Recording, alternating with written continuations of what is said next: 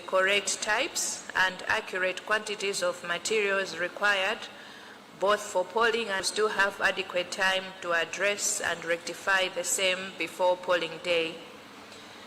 We ask all party and candidate monitors, representatives to please observe time. We start at 9 a.m. Could we also emphasize that only accredited party representatives and candidate representatives are allowed at polling centers? Considering the sensitivity of the polling materials, the taking of photographs of the said materials is not permitted. Allow me to repeat that.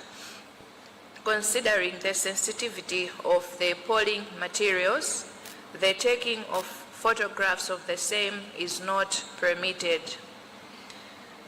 Training of polling staff and attendance by party candidate representatives. Ladies and gentlemen, be reminded that immediately after the pre-checking of the polling materials, the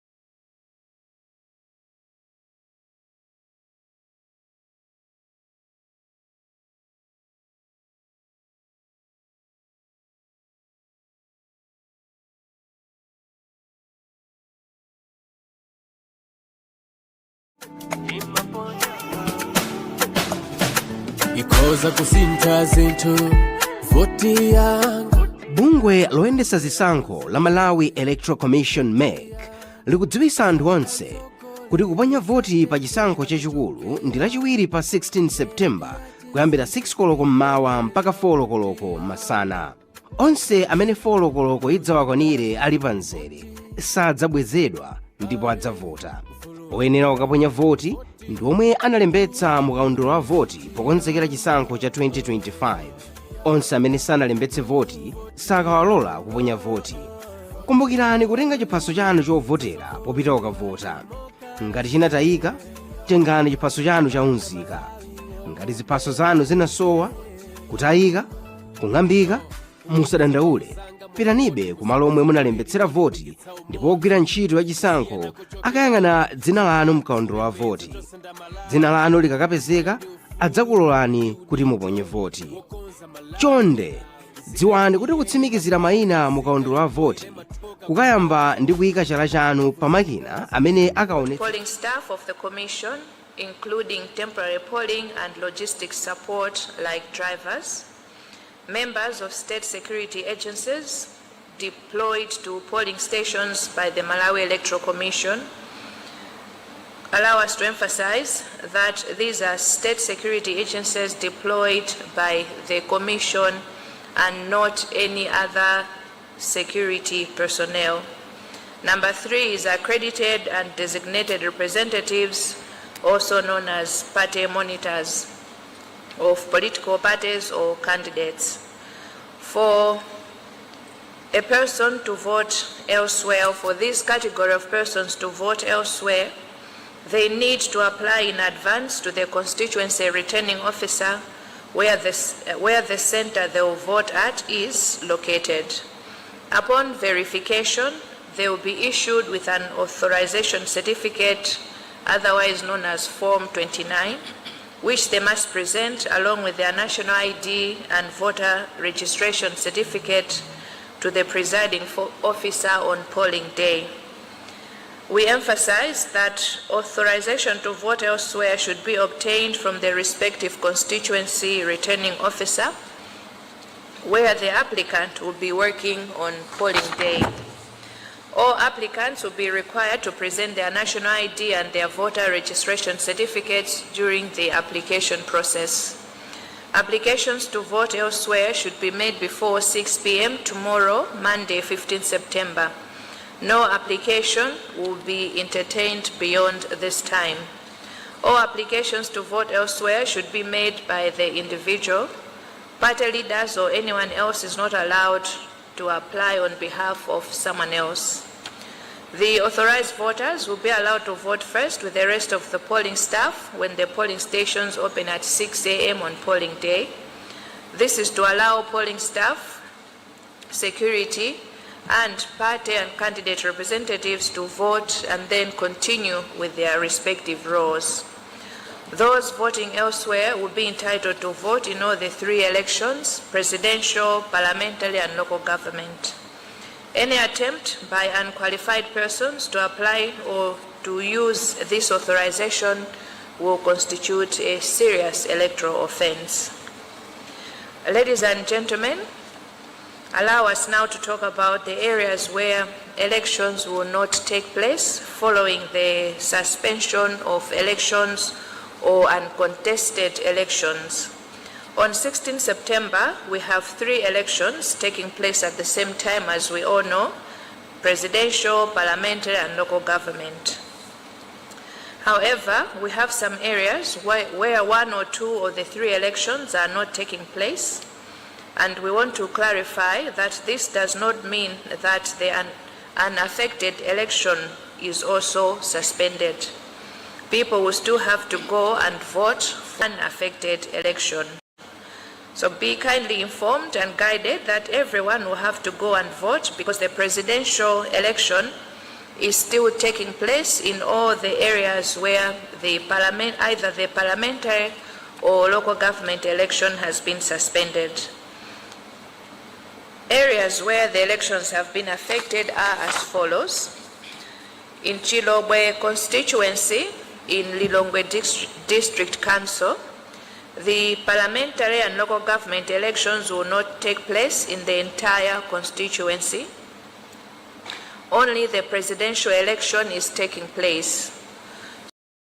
So registered voters in Chilobwe constituency are being advised to still turn out, because they still need to participate in the presidential election.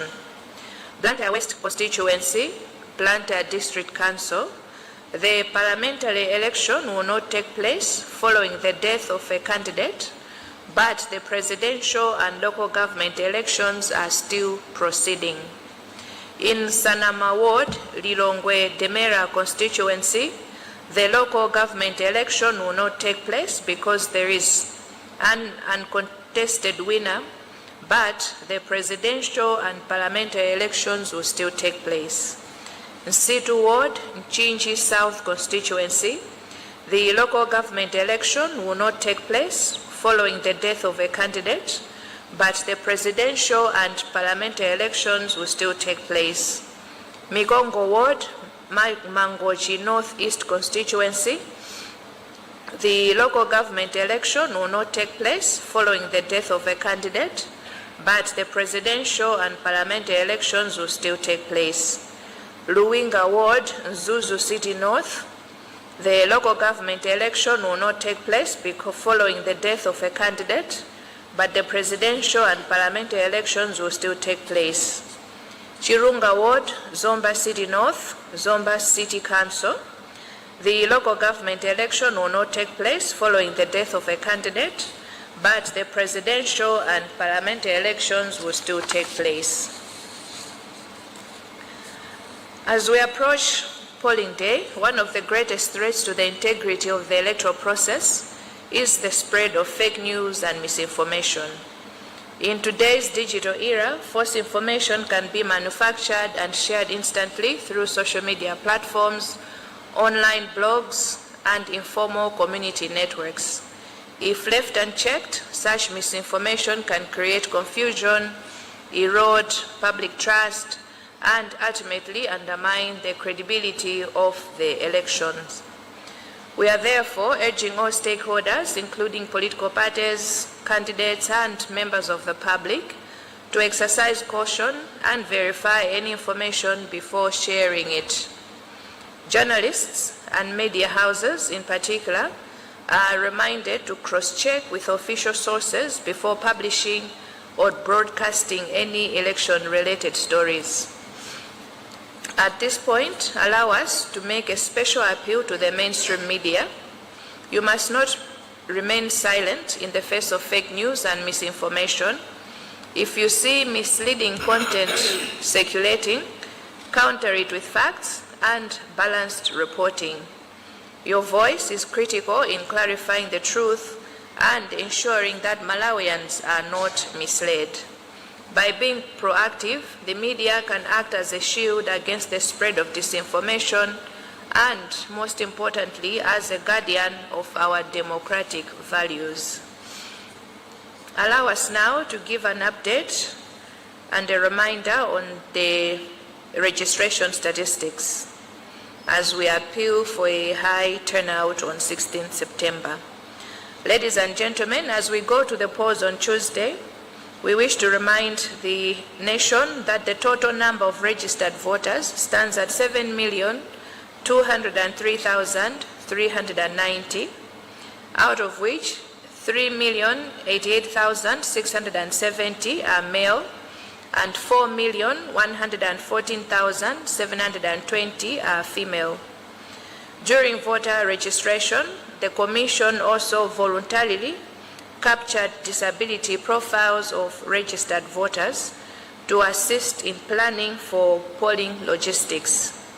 As of today, we have a total of 137,925 registered voters with various forms of disabilities, representing about 1.92% of all registered voters. These voters have been categorized as follows: persons with visual impairments, 18,567. Persons with hearing impairments, 13,604. Persons with speech impairment, 5,361.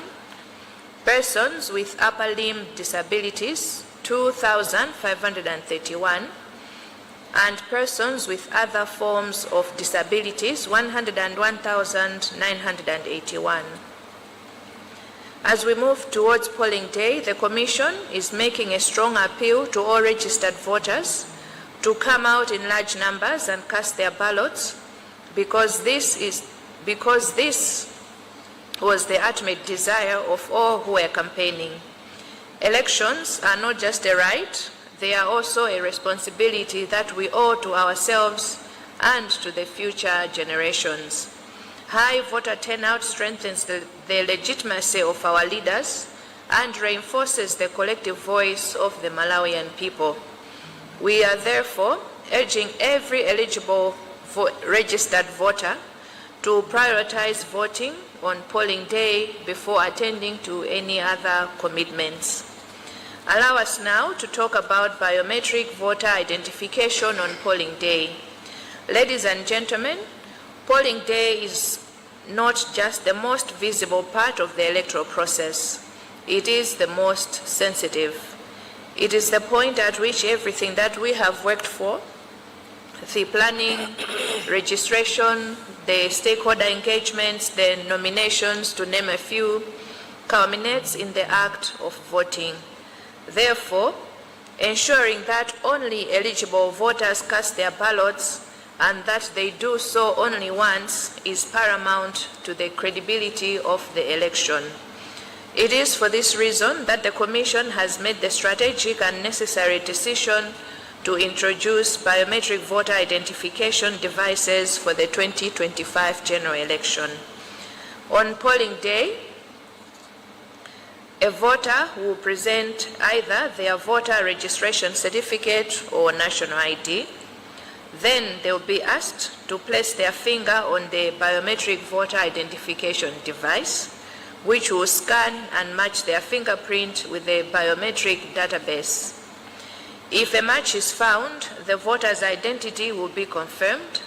The polling staff will then place a mark against their name in the physical voters register, and then the voter will proceed to vote. In essence, the biometric voter identification system is not only a technical upgrade, It is a transparency and trust-building mechanism. It will help answer 3 critical questions at the heart of every credible election. Is the voter registered on the electoral list? Is the voter the person they claim to be? And has this person already voted? With this system in place, the Commission will be better positioned to provide a voting process that is faster, fairer, and more secure. In terms of voting and the counting of results, the voting and counting process remains manual, and importantly, both voting and counting will take place at the same polling station. This reinforces transparency, reduces logistical risks, and allows results to be witnessed firsthand by party representatives and observers on site. Polling will begin promptly at 6 a.m. and close at 4 p.m. However, all voters who are on the queue by 4 p.m. will still be allowed to vote, regardless of how long it takes to process them, as long as they were on the queue by 4 p.m. Upon arrival, voters will be directed by the polling staff to the identification desk, where they will be verified using the biometric voter identification devices, and then cross-checked manually in the physical voters register as indicated. Once verified, a voter's finger will be inked with indelible ink, which is safe in terms of human health, and they will proceed to the next desk, where they will be issued with a ballot paper for the presidential election, and proceed to the voting booth to choose their candidate, and then proceed to the ballot box to cast it. This will be repeated for the parliamentary and local government elections. Special provisions are in place for voters with disabilities and those requiring assistance, in line with the legal provisions. Immediately after the close of polling, the manual counting of votes begins at the polling station. The order of counting is standardized. We'll start with the presidential ballots, followed by parliamentary, then the local government ballots. The presiding officer, together with polling staff, in the presence of accredited party representatives and observers, will begin by conducting ballot paper reconciliation, confirming the number of used ballots, unused, spoiled, and cancelled. Ballot boxes will then be opened one at a time. Ballot papers will be sorted by candidate, and each one will be held up, announced aloud, and classified as valid, void, or subject to complaint. All classifications will follow strict legal definitions to ensure consistency. The results will then be recorded on official result forms, Form 18A for the presidential, Form 18B for the parliamentary, and Form 18C for the local government elections, respectively. These forms are signed by the presiding officer, assistant presiding officer, and any polling staff and party or candidate representatives available. These results will be distributed, these result sheets will be distributed as follows. The original result sheet will go to the constituency returning officer in a tamper-evident envelope, whilst the duplicate copies will be given to party representatives, and one copy will be pasted at a prominent place at the polling station. This is to ensure transparency at the most immediate level of results management. In terms of the results management framework, as communicated before, for the 2025 general election, the Commission has adopted a hybrid approach to results management. This means results will be handled through both manual and electronic means, allowing the two systems to reinforce one another. At the constituency tally center, the results will be entered into the system using a double-blind entry method, scanned via the election management devices, and transmitted to the National Tally Center. Simultaneously, all documents will also be filed and forwarded to the District Tally Center for parallel verification. Party representatives at the Constituency Tally Center will also get copies of all summaries of results. At the District Tally Center, results from various constituencies will be compiled, reviewed, signed off by political party and candidate representatives, and transmitted onward to the National Tally Center. Upon arrival at the National Tally Center, a final series of checks and verifications will be conducted by the Commission. This includes resolving any outstanding complaints, reviewing void votes, and examining any vote subject to disputes, particularly where they may affect the outcome. Only after these processes are complete will the Commission certify and approve the results, which will then be publicly announced and later published in the Gazette. As a Commission, we wish to emphasize that no one is voting using a machine and no vote is being counted using a machine.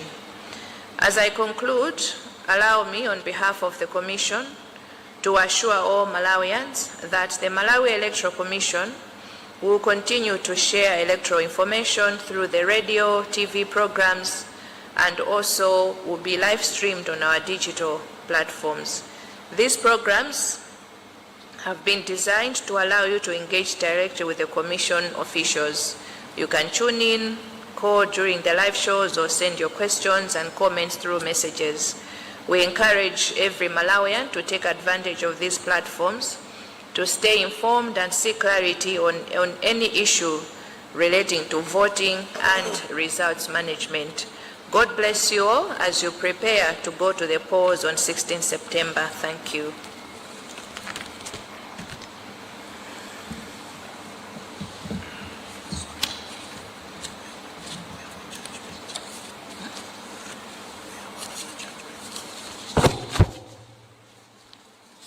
Ndiloleni kuti ndifotokozerenso muchichewa maulemu aperekedwa kale monga tinafotokozerera kuti tizibwera pafupi kupereka mauthenga kufotokozerera za kukonzekera kwathu chisankho chathu pa 16 limene lili lachiwiri kuseri kwa mawa.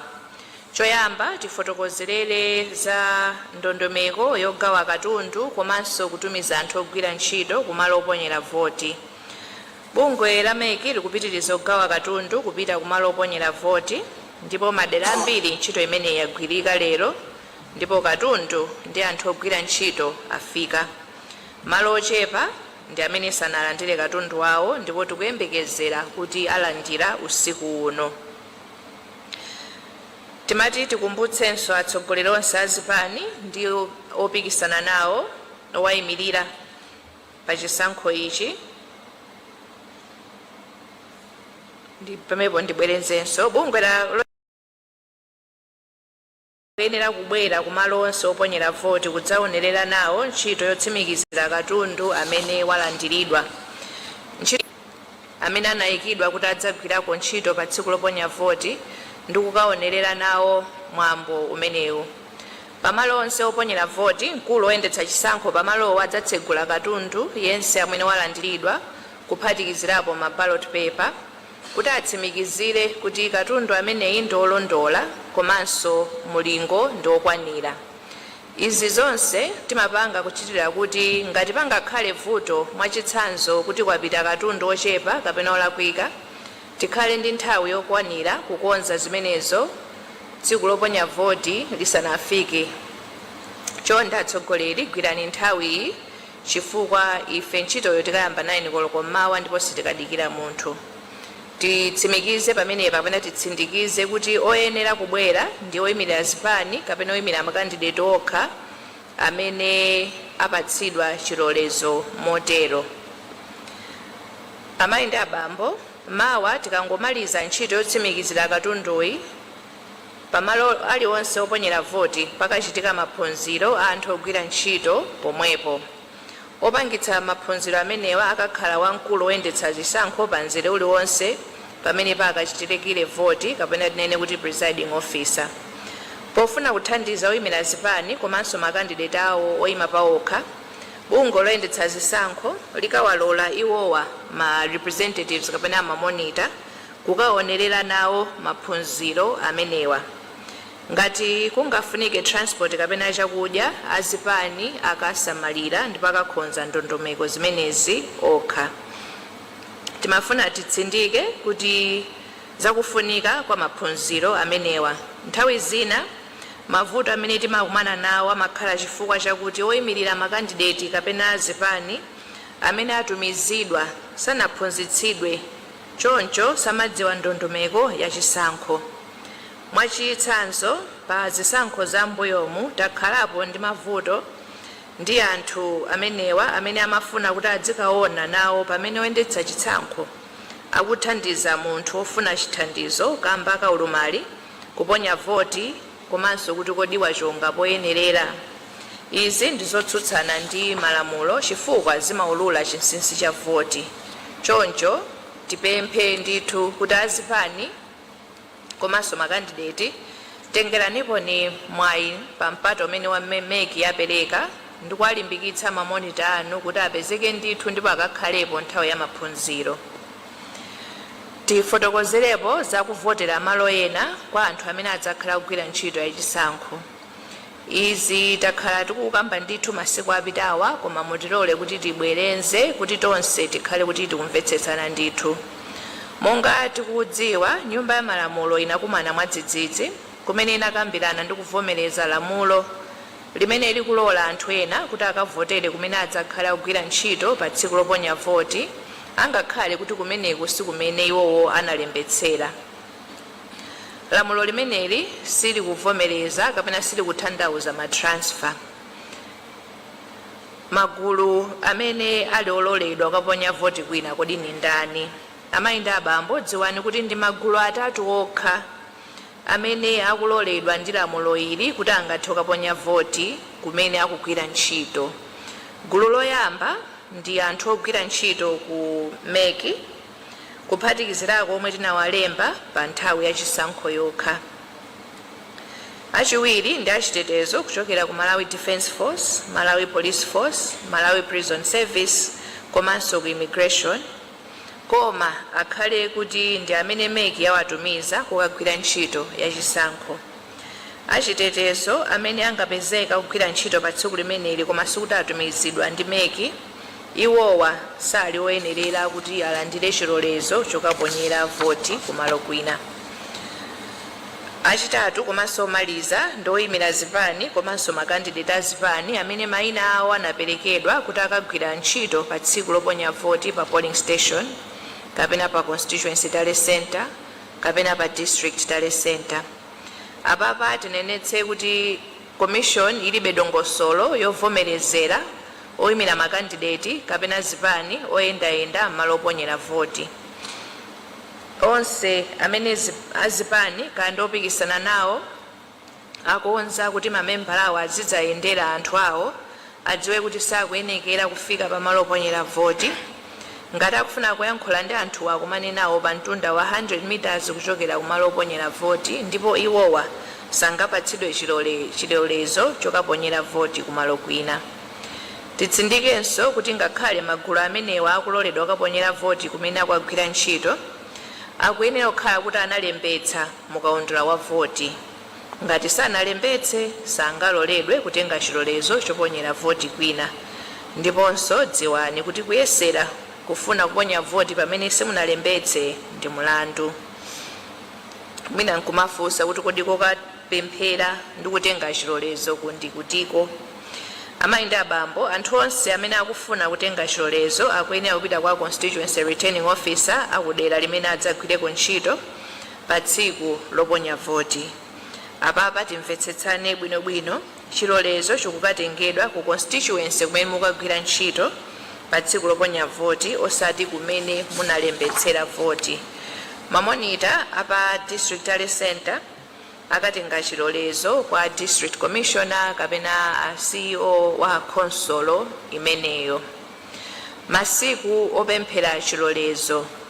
Anthu onse amene akagwira ntchito ya chisankho motumidwa ndi meki kuphatikizirapo achitetezo ndi mamonita akuyenera kukatenga chilolezo kuyambira tayamba kale pa 12 kufika mawa pa 15 nthawi, ndipo nthawi yotseka kutenga chilolezo ndi 6 koloko madzulo. Chonde teni tisamale nthawi imeneyi, ikangodutsa 6 koloko madzulo ndiye kuti sipakhalanso kuperekedwa chilolezo china chilichonse. Dziwaninso kuti palibe amene adzaloledwe kutenga chilolezo pa tsiku loponya voti, ngakhale kuti sitinayambe kuponya voti. Aliyense atengeretu isanafike 6 koloko madzulo mawa. Amayi ndi abambo, anthu onse amene akuponya voti kumalo kumene sikuti analembetsera mwafuta apatsidwa chilolezo akuyenekera kudzaponya voti yawo 6 koloko mmawa tikangotsekula ma polling station. Monga tikudziwa, monga mwa dongosolo lathu, mamonita ogwira ntchito ya chisankho komanso achitetezo amaponya voti yawo koyambirira tikangotsekula ndi cholinga chakuti adzipitirira kugwira ntchito zawo pa tsikuli. Choncho sitikuyembekezera kuti munthu amene wapatsidwa chilolezo kuti akaponyere voti kwina adzafika mochedwa kuti aponye voti yake mochedwaso. Akuyenekera kuti akhale pamalo awo mu nthawi yoyenerera. Popita kukatenga chilolezo choponyera voti kwina, aliyense akuyenera kutenga chiphaso chawo cha voti ngati umboni kuti analembetsa mkaundula wa voti, komanso akuyenera kutenga chiphaso chawo cha unzika ngati umboni owazindikira iwowo. Ngati sabwera ndi umboni, iwowa sakaloledwa kutenga kalata ya chilolezo choponyera voti kwina. Dziwaninso kuti chilolezo chikuyenera kutengedwa kamodzi basi, simungapite kukasinthanso.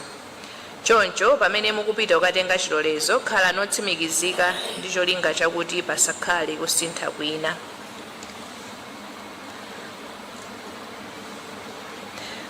Dziwani kuti pa tsiku loponya voti, anthu onse amene akuyenera kuponya voti pogwiritsa ntchito chilolezo chovotera kwina, iwo wanso adzatsimikiziridwa monga wina aliyense amene amabwera kuzaponya voti. Iwowa adzaonetsa chiphaso chawo cha unzika komanso adzaonetsa kalata imene adzakhale apatsidwa yowavomereza kuponyera voti pamalo pamenepo. Mwina nkufunsa kuti kodi anthu amenewa akavota zisankho zingati pokhala kuvotera kumalo kumene osanalembetsere. Wina aliyense akuyenera kukaponya voti pa zisankho zathu zonse zitatu, cha president, phungu wa nyumba ya malamulo komanso makhansala. Onse amene akavote pogwiritsa ntchito chilolezo nawonso akuyenekera kukaponya voti pa zisankho zonse zitatu, angakhale kuti iwo samakhala kumalo kumeneko. Chonde ndi ufulu ndi udindo wanu kusankha pa zisankho zonse zitatu, musakasiye pena posachonga. Titsindike pamenepa kuti nkhani yoponya voti mwa chilolezo si kuti zikutanthauza kuti awa ndi matransfers. Aliyense amene sakukhudzidwa ndi magawo atatu aja akufunika kuti akaponyere voti kumalo kumene analembetsera. Tsopano tifotokozereko za madera amene sikuchitika chisankho kuti tambasule bwinobwino. Pa 16 September monga tikudziwa tili ndi zisankho zitatu, cha president, phungu wa nyumba ya malamulo komanso makhansala. Koma pa zifukwa zosiyanasiyana tili ndi madera ena kumene chisankho chimodzi kapena ziwiri zayimitsidwa. Pamene patimvetsetse bwinobwino kuti ngakhale zisankho kandi chimodzi kandi ziwiri zayimitsidwa, zisankho zinazo zikhala kuti zikupitirira. Mwachitsanzo, chisankho cha president chikuchitika madera onse mdziko muno, choncho sizikutanthauza kuti aliyense akuyenera kukaponya voti ngakhale kwawoko chisankho cha phungu kapena khansala chinayimitsidwa. Ndifotokoze bwino pamenepo. Mwachitsanzo, chisankho cha president chikuchitika madera onse mdziko muno, ndiye kuti zikutanthauza kuti ngakhale chisankho cha president kapena chisankho cha MP kapena khansala chayimitsidwa, cha president chipitirira, ndiye kuti anthu akumeneko kwafunikabe kuti akatuluke mwaunyinji kuti akaponyebe voti. Kumadera kumene zisankho zayimitsidwa ndi uku: ku Chirobwe constituency Lilongwe, zisankho za phungu ndi makhansalasi zichitika koma cha president chokha chikupitirira. Blantyre West constituency, chisankho cha phungu chinayima chifukwa cha imfa ya mmodzi opikisana nawo, choncho kumeneku anthu akavota pa chisankho cha president komanso kansala. Ku Nsanama ward Lilongwe Demera constituency, chisankho cha kansala sichichitika chifukwa analowa wopanda opikisana nawo, koma chisankho cha president ndi phungu chipitirirabe. Ku Nsitu ward Mchinji South constituency, chisankho cha kansala sichichitika chifukwa cha imfa ya mmodzi opikisana nawo, choncho anthu akavotera pa chisankho cha president komanso phungu a nyumba ya malamulo. Ku Mikongo ward Mangochi North East constituency, chisankho cha kansala sichichitika chifukwa cha imfa ya mmodzi opikisana nawo, choncho anthu akavotera pa president komanso phungu a nyumba ya malamulo.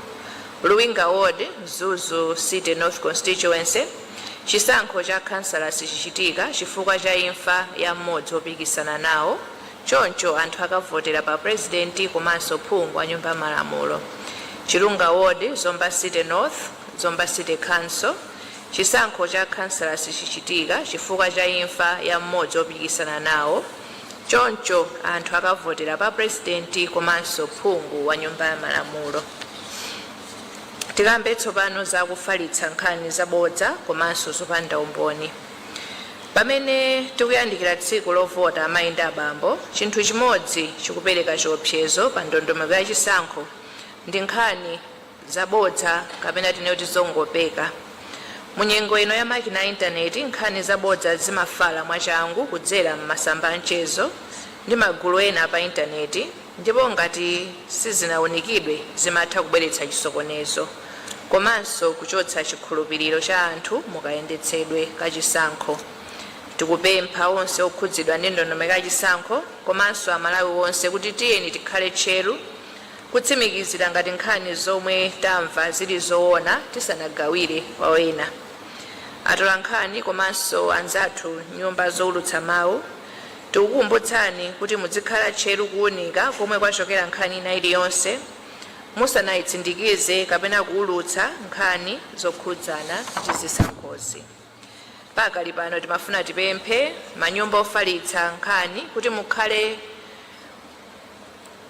chete pamene nkhani zabodza zikufala, musatenge nawo gawo pofalitsa nawo nkhani zimenezi. Mukaona nkhani iliyonse yabodza kapena yakuti ikhoza kusocheretsa anthu, chonde inuyo lengezani zoona zake osayang'ana mbali ina iliyonse. Zindikirani kuti liwu lanu ndilofunikira kuthandizira amalawi kuti asasocheretsedwe. Mukachita izi mudzapewetsa kufala kwa nkhani zabodza komanso kulimbikitsa demokrasi yathu. Tilole tsopano tikumbutsireko za chiwerengero cha oponya voti pamene tikulimbikitsa amalawi kuti akatuluke mwaunyinji kuponya voti yawo. Pamene tikupita kukaponya voti lachiwiri, dziwani kuti chiwerengero cha anthu omwe analembetsa kuti aponye voti chili pa 7,203,390. Mwa nambala imeneyi anthu 3,088,670 ndi azibambo, ndipo 4,114,720 ndi azimayi. Mu nthawi yakalembera wa voti, komishoni imalembanso maulumali osiyanasiyana omwe weni wake anatidziwitsa mwakufuna kwawo ndi cholinga chothandizira mapulani athu a tsiku lovotera. Ndipo chiwerengero cha anthu amene ali ndi maulumali mu kaundula wathu wa voti ndi 137,925, amene tinganene kuti ndi 1.2% ya anthu onse amene analembetsa.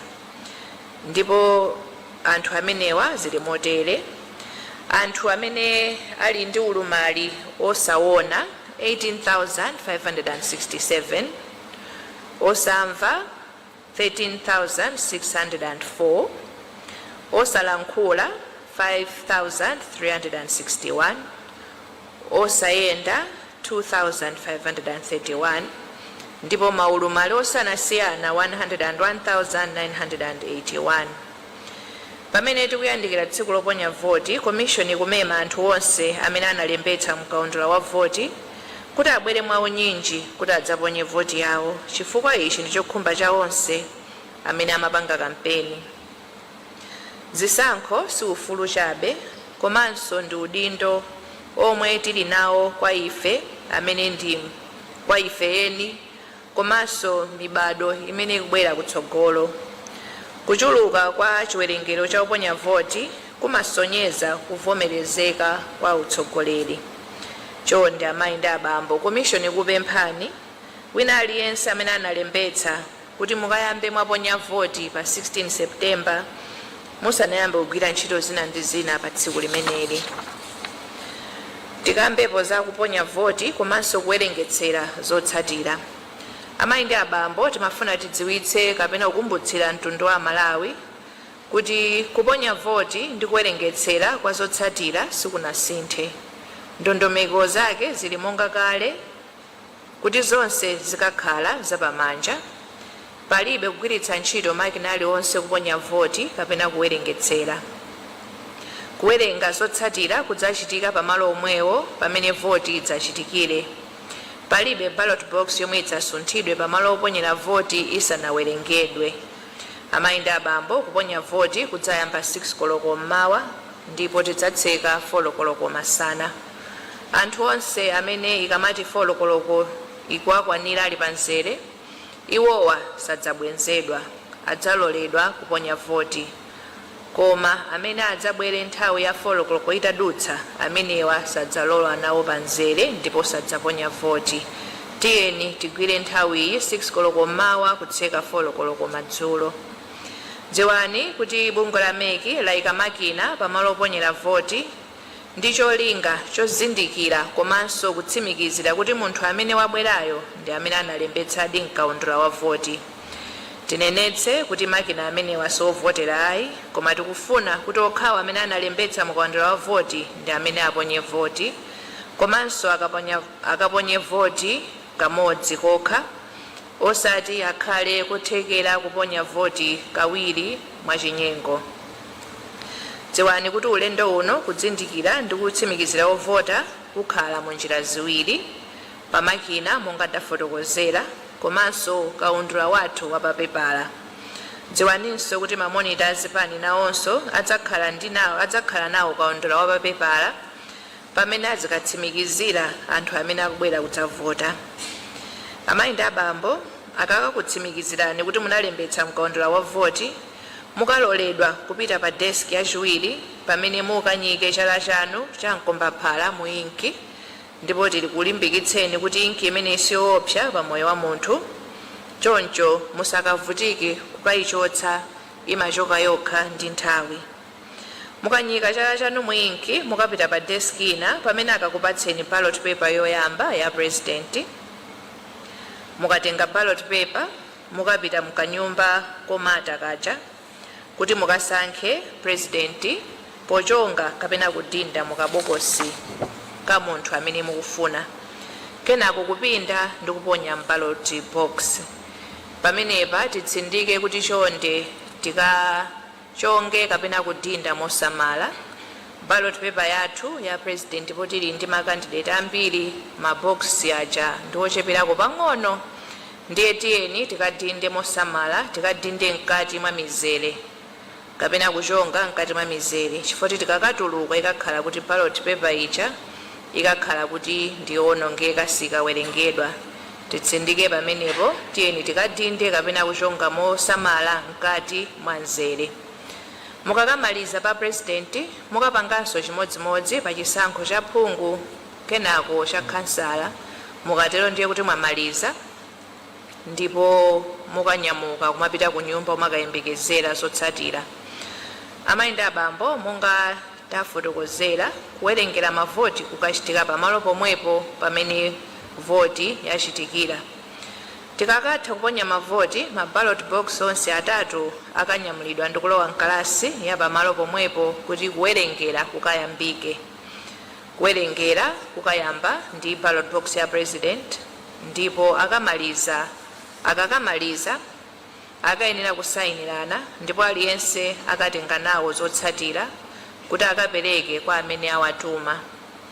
Akakamaliza kuwerenga, kusayinirana ndi kugawana zotsatira za president, akayambano zaphungwa ndi kutsatiranso ndondomeko yomweyo monga tafotokozera pa president, adzapanganso chimodzimodzi pa chisankho cha kansala.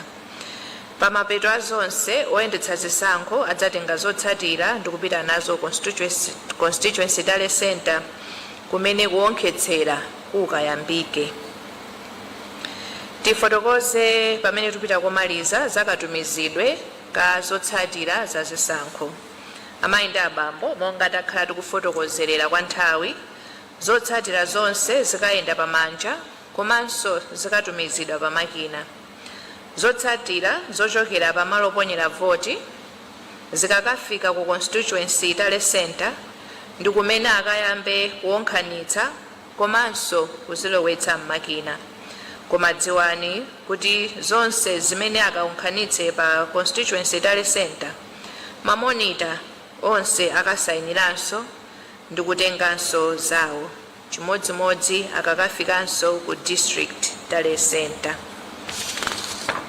Pomaliza, bungwe la MEC likufuna likutsimikizireni nsoni kuti ndilodzipereka pofuna kuti chisankho chiyende mwa ndondomeko komanso mwa chilungamo. Pempho lathu kwa achipani, iwo amene akupikisana nawo pa chisankho, atolankhani, mabungwe amene si aboma, achitetezo ndi amalawi nonse, chonde tiyeni tilimbikitse umodzi, mtendere, kuleza mtima ndi kuonetsa udindo pa nthawi ya chisankhoyi. Monga takhala tikufotokozerera, chisankho chabwino ndi cha mfundo komanso kupatsa anthu mpata osankha amene iwo akufuna osati ziwawa kapena kugawanika.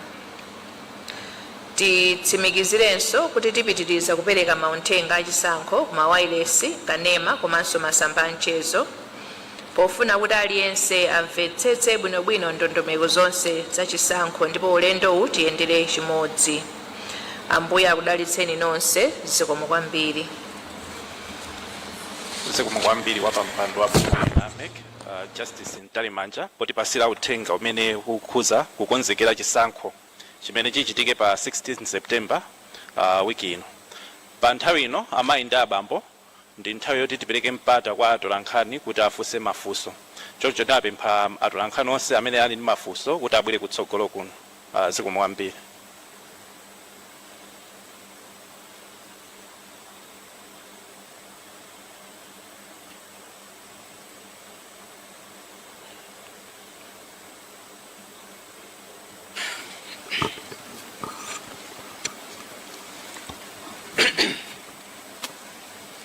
Zikomo kwambiri. Ine ndi Patrick Kajere kuchokera ku Umunthu FM. Mwafotokoza momveka bwino pa malamulo amene anakhazikitsidwa kwa anthu amene akavotere kudera lina amene mwapange deploy. Koma pali nkhani yona zoti pali anthu ena amene mbuyo mu nthawi yakalembera monga apolisi komanso anthu ena munapanga deploy malo osiyanasiyana, koma zapezeka kuti mu nthawi inoyi mwina asanachite nawo mwayi okayang'anira chisankho. Mwina bungwe lanu lakonza ndondomeko yotani yoonetsetsa zoti mwina anthu ngati amenewa aganiziridwe, chifukwa kuti mwina malo amene ena anakavotera kunali kutali poyerekeza ndi kumene pano pakukhala. Komanso gawo lina ndimafuna nditamvesesa kuti munyengo inoyi imene yamakono anthu amatha kujambula ndithu akakhazoti avota kuti avotera wakuti. Kodi bungwe lanu pa gawo ngati limeneli malamulo akutinji? Zikomo.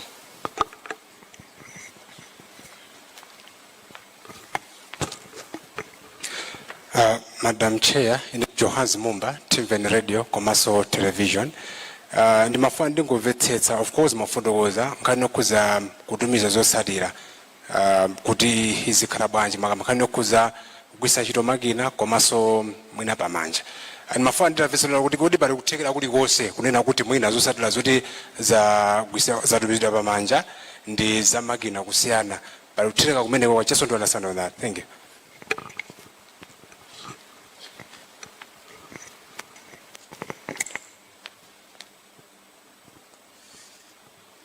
Dzina langa ndi Robert Chandilira kuchokera ku Luntha Synod Radio. Ndili ndi mafunso awiri.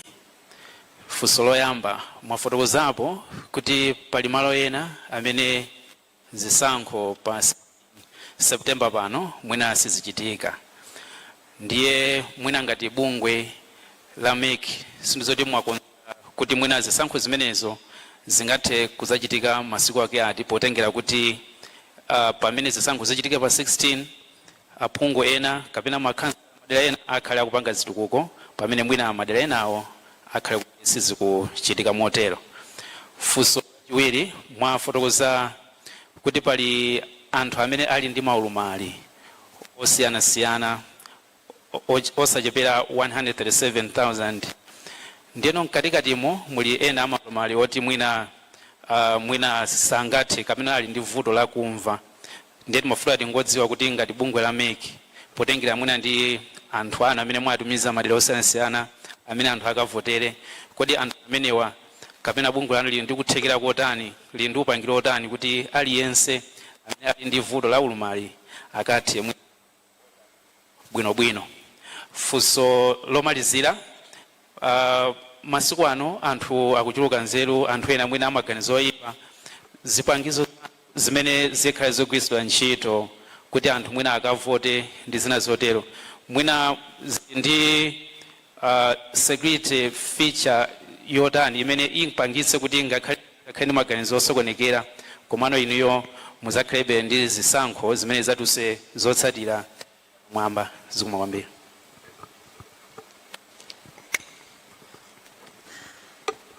Ulimwani Madam Chair, komanso ma commissioner onse a bungwe la MEC. Dzina langa ndi Promise Tom kuchokera ku wireless ya Nkhoma Synod.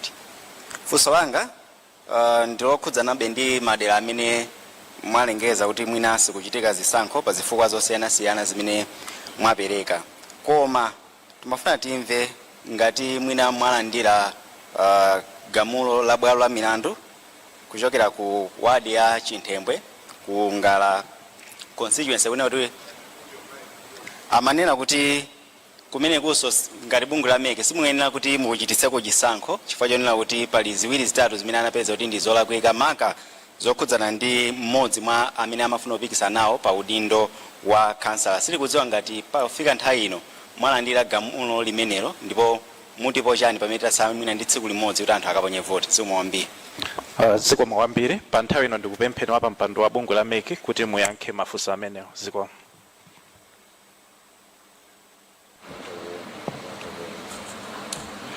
Zikomo kwambiri chifukwa cha mafunso ndi amene abwera. Patrick Kachere ku Munthu Radio. Lamulo limafotokoza kuti munthu wina aliyense amene analembetsa nkaundula akaponyere voti kumalo kumene analembetsera. That is the basic principle.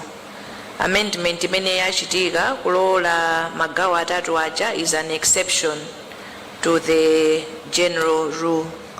Kutanthauza kuti ngati munthu sali polling staff amene watumizidwa ndi bungwe la MEC kukagwira ntchito, ngati asali wachitetezo amene wachitidwa deploy kukagwira ntchito kuma polling station ku nkhani za chisankho, ngati asali party representative ndiye kuti ameneyo akalembetsere kumalo akavotere kumalo kumene iyeyo analembetsera. Kaya amagwira ntchito ndi MEC nthawi ya kalembera, kaya anagwirako ntchito ku MEC kumene kumasali ku MEC, iyeyo ali ngati Malawi wina aliyense akufuneka kuti akaponye voti kumalo kumene analembetsera. Takhala tifotokozera kuti employers have an obligation to make administrative arrangements kuti athandizire ogwira ntchito awo kuti akaponye voti, komanso poganizira kuti pakhozokhala ma logistical issues ndi kukhulupirira chifukwa anzathu aku parliament anakhazikitsa kuti tsiku loponya voti likhale la chuti kuti anthu athe kupeza danga kuti apite akaponye voti. Ndikuyankheni motero. Kujambula ballot paper ndicho saloledwa, kusonyeza kuti even inuyo mwalowa mu booth mwatenga ballot paper simungajambule nkumanena kuti current situation. Zimenezo ndizosaloledwa chifukwa chokuti tikumbukire kuti voti ndi yachinsinsi, andi chinsinsicho chikuyamba ndi inuyo. Simungajambule kuti muonetse mtundu. Mukakafika pa polling station motero musakadabwe mukakamva izi ndi yankho inuyo akachere komanso mtundonso wa Malawi. Mukakafika pa polling station akakakupatsani ballot paper ndikuwuzani kuti musajambule nkhani kuchokera pamene popo. Ndipo chonde ndipemphe Amalawi tonse tiyeni tisakapatse ntchito yambiri ma presiding officer pochita makani kuti ndikufuna kuti ndijambule ballot paper. Izi ndizosaloledwa. Timveni monga takhala tikufotokozera ma system akuyenda limodzi, koma ndiye kuti tikakhala kuti tachoka pa polling station tapita ku constituency tale center pakuchitika talinge pamenepo, kusonyeza kuti tikufunika kuti njira zonsezi ziziyenda zofanana. Ngati pali vuto ndiye kuti pakufunika kuti paunikidwe bwinobwino kuti kodi zasiyana pati. Chimodzimodzi, if it was possible, which is highly unlikely, kuti result ikafike mpaka ku national tally center kuti pali discrepancy, ndiye kuti we walk back the same trail to find kuti kodi vuto lachokera pati. Mukamvetsetsa bwinobwino wa result management framework ikuyambira pa polling station pamene akuwerengetserana presiding officer, polling staff komanso amene akuyimirira mamonita. Pamene paja pamene ntchito ikuyambira akamapanga record pa result sheet ndiye kuti awerengetserana zonse ndipo agwirizana kuti zimene tapeza ndi pano, and akamapanga transfer kulemba pa result sheet ndiye kuti agwirizana kuti zimene tapeza ndi pano, manamba ake ndi awa motere. Ku Blantyre Synod ndondomeko imene imayenderera ndiyo kuti ngati tachita suspend election monga tachitira, timafunika kuti then tipange declare vacancy kenako ndikukhala ndi ma by-elections. By-election singachitike nthawi imodzi ndi general election, kusonyeza kuti tikufuna kuti timalize kaye zisankho izi pa 16 tikakhonza ndondomeko zonse kuti tamaliza tatseka chapter chimenechi pamene tidzakhale ndi ma by-election. Commission inafotokoza manotice onse amene timapereka kuti tayimitsa zisankho kuti masiku amene kuzakhale ma by-election tizafotokoza, ndipo ndikukhulupirira kuti ma candidate amene amafuna kuyima kumalo kumeneko akazakhala kuti they are still interested to participate in the election pa nthawi imeneyo ndiye kuti adzachita mofunikira. Ma disabilities monga tafotokozera alipo osiyanasiyana. Anthu amene ali okuti samamva ndokuti most likely kupenya amaona unless they have both disabilities. Koma ngati ali okuti samamva ndiye kuti paper akhoza kuona bwinobwino ballot paper kuti kodi ma candidate ndi ati and still be able to follow the processes. Koma ma staff athu onse aphunzitsidwa moyenerera kuti akakhala pa polling station akalandire munthu wina aliyense mmene alili. Akaona kuti munthuyo ali ndi ulumali kapena wafotokoza kuti ali ndi ulumali, akamuthandiza moyenerera corresponding ndi ulumali umene wachita nawo present. Security features, ndingokufotokozerani kuti we have security protocols embedded in our processes. We have non-sensitive materials and we have sensitive materials.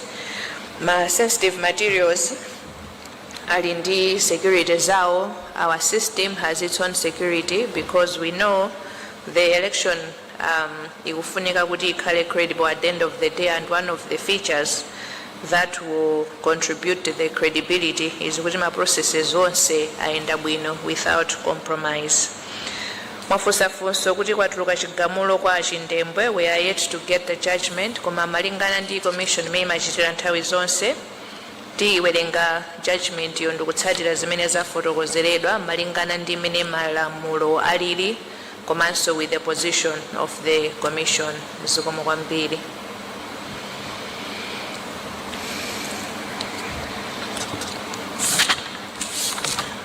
The MEC chairperson, Justice Annabel Ntarimanja, and all commissioners present here, MEC CEO, Mr. Andrew Bessie, and MEC staff, members of the media, ladies and gentlemen, we have now come to the end of the press briefing this evening. May I therefore humbly request the MEC chairperson to say her closing remarks. Thereafter, Mr. Rex Buyeli will say the closing prayer. Thank you. Zikomo kwambiri Richard, shoyamba ndikuthokozeni nonse amene munabwera for this press conference, press briefing, komanso amene matitsatira pa wireless, pa kanema, pa intaneti. Tikumbutsire chisankho chathu chili pa 16 kuseri kwa mawa. Ma station athu, polling station tikatsekula 6 koloko mawa, kutseka 4 koloko madzulo, tikasunge nthawi. Pobwera tikanyamule chiphaso chathu chovotera, chiphaso chathu chaunzika. Koma ngati zonsezi zinatayika palibe koma tinalembetsa, tiyeni tikabwere ndithu akatithandizira ndikutiunikira ndikutitsimikizira ndi makina athu amene tili nawo. Koma pakapezeka kuti mulibe umbonulo onse inuyo, makina mwathu mulibe, mukaondera mulibe, ndiyoti tikanena kuti simunalembetse. Tiyeni tipitirize kusunga bata ndi mtendere. Malawi ndi mmodzi. Tayenda nyengo ya kampeni imene yatha lero mawa, ndipo it was relatively peaceful. Tikupempha kuti tiyeni tonse tisunge bata ndi mtendere, komanso timange umodzi. Chisankho ichi chikapita tikakhalabe Amalawi, dziko lathu likakhalabe lomweli. Anzathu amene mukupikisana nawo, azipani komanso ma independent, zikhonseketsereni komanso amene akutsatirani kuti ichi ndi chisankho, ndipo chisankho ndi mpikisano. Pakakhalena opambana, ena sakapambana. Ngati sitinapambane, tiyeni tisungebe bata ndi mtendere. Ngati sitinakhutire ndi njira ina iliyonse, tiyeni titsatire njira zimene malamulo anakhazikitsira popita ku khoti kuti akathe kutiunikira. Koma chonde tiyeni tisabweretse ziwawa, tisasokoneze, tisunge Malawi ndi mmodzi. Zikomo kwambiri, Ambuye akudalitseni nonse.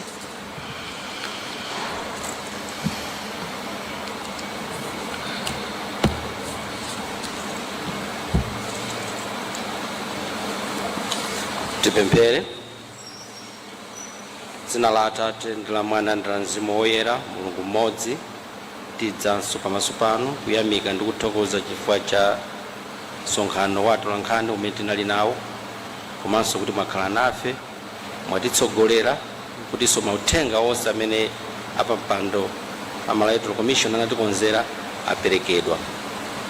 Tipemphera mwapadera kuti mukhale nafe usiku uno, komanso mmawa kuzafika tsiku lija limene mtundu wa Malawi udzaponya voti.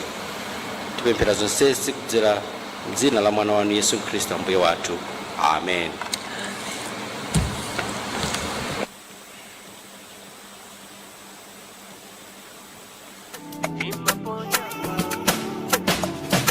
ikhoza kusintha zinthu voti yanga. Bungwe loyendetsa zisankho la Malawi Electoral Commission MEC likudziwitsa anthu onse kuti kuponya voti pa chisankho chachikulu ndi lachiwiri pa 16 Septemba kuyambira 6 koloko mmawa mpaka 4 koloko masana. Onse amene 4 koloko idzawakwanire ali pa nzere sadzabwezedwa ndipo adzavota. Oyenera kukaponya voti ndi omwe analembetsa mukaundula wa voti pokonzekera chisankho cha 2025. Onse amene sanalembetse voti sakawalola kuponya voti.